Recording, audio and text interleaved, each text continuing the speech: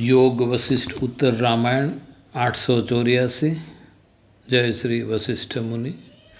ભૂષંડજી કહે છે, માયામાં પ્રતિબિંબિત થયેલ પરમેશ્વર રૂપી ચિત્રમાં આલેખાયેલું દ્રશ્યમાન જગત ચિત્ર એટલે ચિદાકાશ, જેનું પોતાનું વાસ્તવિક સ્વરૂપ બ્રહ્મ છે.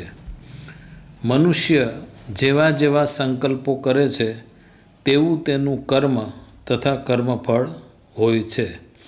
માટે જેમ તમારી ઈચ્છા હોય તેમ કરો. સમજીએ. કોઈ પણ મનુષ્યની પરિસ્થિતિ જે હોય તેમાં તેને આનંદ જ હોય છે. તે તેણે જાણીએ અજાણીએ માગેલી મોહિત થયેલી પરિસ્થિતિ ભોગવતા હોય છે. એક સંત મહાત્માએ તો કહ્યું છે કે સેવા કરવાની જરૂર નથી, કારણ સેવા જેની કરો છો તેની જે પરિસ્થિતિ નિર્માણ છે તે તેની માગેલી હોય છે. વાહ! હાલનો સત્ય ઘટનાનો દાખલો લઈએ. અન્નક્ષેત્ર ઊભું કરાયું. રોડના 100થી 125 ગરીબો આવતા થયા. સવાર સાંજ તેટલા લોકો, તે જ લોકોમાં 10-20નો જ વધારો ઘટાડો થતો. તેઓ નાહી ન શકતા, નાહતા નહીં. બાકી ગરીબી હોય તેમના માટે 10 બાથરૂમ ટોયલેટ તૈયાર કરાવવામાં આવ્યા. સાબુ, સુગંધી તેલ, દાંતિયા તમામ સુવિધાઓ પૂરી પાડવામાં આવી. આ સુવિધાનો ટોયલેટ સિવાયનો ઉપયોગ થયો નહીં. અમને સ્પષ્ટ ના પાડવામાં આવી અને કહ્યું કે જો અમે સ્વચ્છ, સુઘડ, દેખાવે સારા લાગીએ તો અમારો ધંધો બંધ થઈ જાય. જાત તપાસ કરતાં માલુમ પડ્યું કે એવરેજ બધા ખૂબ જ સુખી હતા. સરવાળે અન્નક્ષેત્ર બંધ થયું. ઘણા દાખલાઓ છે. એટલે ટૂંકમાં તમારી પરિસ્થિતિ તમે નિર્માણ કરો છો. પરમેશ્વર જગત માયામાં પ્રતિબિંબિત છે. ક્યાં સ્વયંના ચિત્તમાં જે ચિત્ત નિર્લેપ રીતે સાક્ષી ભાવે પોતાને પસાર થતા જોવે છે તે જ જીવાત્મા. હવે તમારી ઈચ્છા હોય તેમ કરો. આ ચિત્ત જ અહંકારના શરણે જતા જગત ઊભું કરે છે. જ્ઞાની પુરુષે જગત જેવું છે તેવું જાણી લીધું છે. તે હવે હર ક્ષણે પારમાર્થિક થઈ કર્મ કરે છે કે અકર્મી રહે છે. અજ્ઞાનીને તો પહેલાં પોતાના અહંકાર રૂપી દૂરબીનને આગળ મૂકી જગત સાથે વ્યવહાર કરવો છે. તેને કોઈ રોકી શકે નહીં. એટલે તો આ જગત મનુષ્યથી ઉભરાયેલું છે. જળ જગતની સ્ફૂર્તિનું કારણ ચેતન સત્તા જ છે. જળ અને ચેતનને જુદા પાડી શકાય નહીં. જ્ઞાનથી જોઈ લેવું પડે. જે જમીનને જડ ગણીએ છીએ તે જ જમીનમાંથી બધું જ સર્વ જળ ચેતન ઉત્પન્ન થઈને ઊભું થયું છે. થાય છે કે નહીં?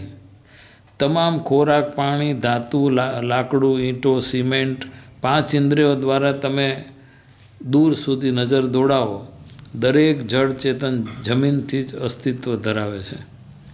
મનુષ્ય જમીનનું ઉગેલું ખાઈને જ વીર્ય કરી પ્રજાપતિ કરે છે, પ્રજાની ઉત્પત્તિ. જ્ઞાનથી જોઈએ તો કશું જ જુદું નથી મારાથી. આમ જળ ચેતનનો અભેદ હોવાથી વિક્ષેપ પામવાનો પ્રશ્ન ઉપસ્થિત થતો નથી. સ્વસ્થ થઈને રહીએ. સમુદ્રના ફીણ પર પોટા તેવી જ રીતે ઈશ્વર અને માયાવી જગત. પરમ તત્વ પરમાત્મામાં નિર્વિકાર હોવાથી માયા નથી. જો હું કે કોઈ જીવ માત્ર આ પરમ તત્વ વગર હસ્તી ધરાવતું જ નથી કે ધરાવી શકે જ નહીં, તો પછી ખ્યાલ આવ્યો કે શરીર યંત્ર વીજળી પુરવઠો આવતા ચાલુ થાય છે. વીજળી ન હોય તો યંત્ર નથી ચાલતું. વીજળી નિર્વિકાર છે તેવું માનીએ. વીજળીનો ઉપયોગ કતલખાના માટે પણ કરો કે મોટા અન્નક્ષેત્રમાં રોટલી બનાવવાના મશીન માટે કરો. વીજળીને કશો વિકાર નથી. સૃષ્ટિની સ્થિતિ જોવાતા તે ભ્રમ છે એ દેખાય છે. જે હાથમાં ન આવે, જે અનિત્ય હોય, જે નિત્ય નવીન હોય, ગયેલું કોઈ દિવસ પાછું આવતું નથી, કાયમ માટે બ્લેક હોલમાં ચાલ્યું જાય છે, મળેલી જિંદગીનું આયુષ્ય તે પહેલાં તે પછી તો કશું છે જ નહીં, તો મધ્યમાં શું તર્ક લાવશું? શ્રી કૃષ્ણજીએ આ બાબતે ગીતાજીમાં કહ્યું જ છે.